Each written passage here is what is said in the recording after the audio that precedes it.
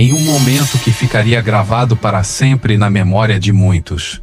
Um aparentemente sereno passeio de balão se transformou em um pesadelo. O capitão que guiava os turistas sobre a impressionante paisagem enfrentou uma catástrofe inesperada que mudaria vidas para sempre. Apenas segundos após soltar a linha de descida, o caos explodiu. Ao cair a corda no chão, enredou-se acidentalmente em um container de gás, provocando sua ruptura. Essa falha crítica resultou em uma perigosa perda de gás. E antes que alguém a bordo pudesse compreender a gravidade da situação, o gás se acendeu, criando um enorme incêndio que se propagou com alarmante rapidez. O pânico tomou conta dos turistas, que gritavam e suplicavam por ajuda ao pessoal em terra. As chamas rapidamente envolveram a cesta, que ainda estava suspensa no ar. À medida que o fogo se intensificava, o Capitão Mann se viu preso em sua fúria. Em uma tentativa desesperada de sobreviver, tomou a aterradora decisão de saltar da cesta, lançando-se em direção ao chão. Michael Rennie, um passageiro, o seguiu, se atirando pela borda em um momento de puro instinto. Ele caiu aproximadamente 10 pés, enquanto a situação se deteriorava rapidamente no chão. Os membros da equipe que seguravam a linha de ancoragem enfrentaram um dilema desgastante. Com o balão subindo descontroladamente, eles não podiam mais manter seu agarre e foram forçados a soltá-lo. Essa decisão selou o destino dos 19 turistas que ainda estavam a bordo, agora subindo impotentemente ao céu, presos nas garras de um incêndio voraz. Entre os presos estava a esposa de Michael, Yvonne, e muitos outros, que enfrentavam um horror inimaginável enquanto eram elevados mais alto no ar. Envolvidos em chamas, os gritos de terror ressoavam enquanto o balão subia, e espessas nuvens de fumaça negra se elevavam em direção ao céu. Aqueles no chão podiam apenas observar com horror, impotentes para intervir, enquanto aproximadamente 7 passageiros tentavam pular para a segurança. Tragicamente, o balão havia subido demais, e aqueles que se lançaram não sobreviveram à queda. Para Yvonne e os outros que ainda estavam a bordo, a experiência deve ter parecido um pesadelo interminável, mas em uma reviravolta horrível. O incidente concluiu momentos após começar, menos de 2 minutos depois que o fogo se acendeu. A aproximadamente 300 pés, a fuga de gás incendiou um dos tanques de gás, resultando em uma explosão catastrófica. A explosão ecoou em Luxor, audível a milhas de distância. As gravações de vídeo capturaram a cena horrenda enquanto o balão caía ao chão, estilhaçando-se em um campo de cana-de-açúcar a oeste da cidade. Uma segunda explosão seguiu pouco depois, amplificando ainda mais a tragédia. Quando os serviços de emergência chegaram, encontraram uma cena de devastação. Os destroços carbonizados do balão estavam espalhados pelo campo, e os corpos dos turistas jazeiam dispersos pela paisagem. Michael, que havia conseguido chegar a salvo, observou com horror como os restos do balão caíam. Sabendo que havia deixado sua esposa para trás, a culpa deve ter pesado enormemente, já que seus instintos de sobrevivência o levaram a tomar uma decisão que lhe custou tudo o que mais amava. As autoridades rapidamente lançaram uma missão de recuperação, buscando desesperadamente sobreviventes entre os destroços. Infelizmente, os piores temores se tornaram realidade quando descobriram os restos de 9 turistas de Hong Kong, 4 do Japão, 2 da França, 1 da Hungria e 2 da Grã-Bretanha, incluindo Yvonne. Michael, junto com outro sobrevivente chamado Joe Bampton, foi levado urgentemente ao hospital para receber atendimento médico. Michael havia sofrido queimaduras que cobriam 70% de seu corpo. Um sombrio testemunho da ferocidade do fogo. Joe Bampton, um avaliador de arte de 40 anos, também havia tomado a valente decisão de saltar da cesta enquanto o balão subia. Ele compreendeu que permanecer a bordo significava uma morte certa. Apesar do enorme risco, conseguiu sobreviver à queda de 160 pés e foi levado imediatamente para a cirurgia.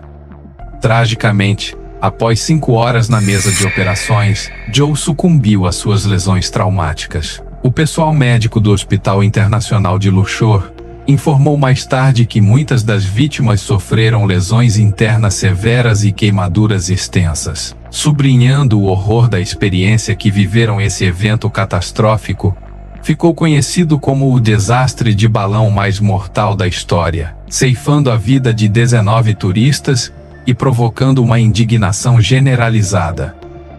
O mundo exigiu respostas, e o governo egípcio foi obrigado a realizar uma investigação abrangente. A Autoridade de Aviação Civil do Egito finalmente publicou um relatório final detalhando as descobertas do incidente, buscando entender como uma tal tragédia pôde ocorrer no rescaldo do desastre. As vidas dos sobreviventes e das famílias das vítimas nunca mais seriam as mesmas. O incidente serviu como um lembrete contundente dos riscos inerentes ao turismo de aventura e da importância dos protocolos de segurança. À medida que as memórias daquele fatídico dia persistiam, a comunidade e o mundo refletiram sobre a fragilidade da vida e as devastadoras consequências de um único momento de infortúnio. Se você chegou até aqui, encorajo você a dar curtir e se inscrever no canal para continuar desfrutando de conteúdo fascinante como este. Seu apoio é muito importante para nós. Em 7 de janeiro de 2014, foi revelado que a linha de combustível defeituosa que causou o incêndio e a explosão estava em uso desde 2005. Este relatório, embora sugira um certo nível de negligência por parte da empresa de turismo, não traz consolo para as dezenas de famílias que perderam um ente querido nessa horrível tragédia. Para aqueles como Michael Reni, que sobreviveu à aterradora experiência, mas foi forçado a ver sua esposa perecer, nenhuma quantidade de desculpas ou compensações pode reparar o que ele perdeu naquela manhã. Em declarações posteriores sobre o incidente, ele prestou homenagem à sua esposa com uma mensagem emotiva, afirmando: "Yvonne foi minha rocha, minha amiga, meu ombro para chorar. Ela era meu mundo." O devastador acidente levou o governador de Luxor, Ezat Saad, a tomar medidas imediatas, suspendendo todos os voos de balão por 1 mês. Posteriormente, o presidente da Câmara de Turismo de Luxor, Muhammad Osman, acusou as autoridades de aviação civil de terem baixado os padrões antes do acidente. Naquele momento afirmou: "Essas pessoas não estão fazendo seu trabalho, não estão inspecionando os balões e simplesmente emitem as licenças sem inspeção." No entanto, as autoridades nacionais rapidamente desestimaram a acusação, apontando que o balão havia passado recentemente por uma inspeção.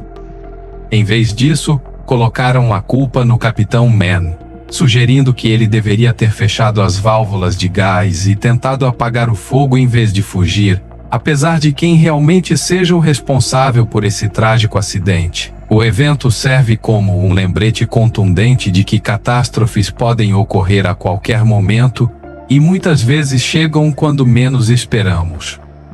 Agora, enquanto nos mudamos das margens do rio Nilo para as colinas ondulantes da Nova Zelândia, prepare-se para a nossa próxima história. Um relato igualmente aterrador e desgarrador. Nas primeiras horas de 7 de janeiro de 2012. O capitão Lance Hopping recebeu um grupo de 10 pessoas a bordo de um balão aerostático modelo Cameron 210, carinhosamente conhecido como Senhor Grande. O dia prometia ser uma emocionante aventura e um alegre passeio pelo céu. No entanto, poucos sabiam que uma reviravolta repentina nos acontecimentos destruiria suas expectativas e deixaria famílias de toda a Ilha do Norte com o coração partido. Após revisar as precauções de segurança, Hopping decolou por volta das 6h38 da manhã de um local de lançamento em Carterton, uma pequena localidade a 1 hora de carro de Wellington. Os passageiros, cheios de um senso de maravilha, contemplavam com espanto a beleza de sua pátria, enquanto o balão se elevava lentamente no ar. Entre o pequeno grupo estavam Howard e Diana Cox, um casal de idosos de Wellington, Stephen Hopkirk e Belinda Harter, da região de Lower Hutt, e Christian Jordan e Alexis Steele, um jovem casal de Wellington. Christian havia surpreendido Alexis com um passeio de balão após 2 cancelamentos anteriores, e ambos estavam emocionados por passar a manhã desfrutando da beleza da Nova Zelândia das alturas. Aqueles que poderiam ter sentido nervosismo pelo voo se acalmaram parcialmente ao conhecer seu capitão, Hopin, que era um dos pilotos de balão mais experientes do país. Aos 53 anos ele havia passado mais de 10 horas no ar, e era até mesmo o oficial de segurança de um festival anual de balões aerostáticos realizado na região.